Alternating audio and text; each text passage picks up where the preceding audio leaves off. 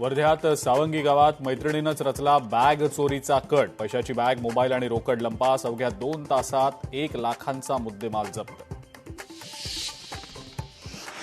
मालेगावमध्ये धावत्या बसला आग. 40 प्रवाशांचा वाचला जीव. मध्य प्रदेश परिवहन विभागाच्या बसला अचानक लागली आग.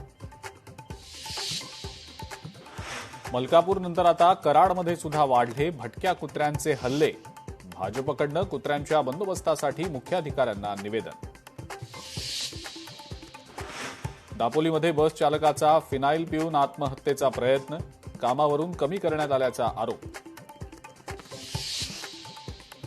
छत्रपती संभाजीनगरच्या रिक्षा चालकांना मराठी बोलता येत नाही. आम्ही मराठी शिकणार. रिक्षा चालकांचं आश्वासन. कासेगाव एमआयडीसीचा मार्ग मोकळा होण्याची शक्यता. प्रकल्पाला आवश्यक भूसंपादन प्रक्रिया लवकर पूर्ण व्हावी. आमदार समाधान आवताडेंची मंत्रालयामध्ये धाव.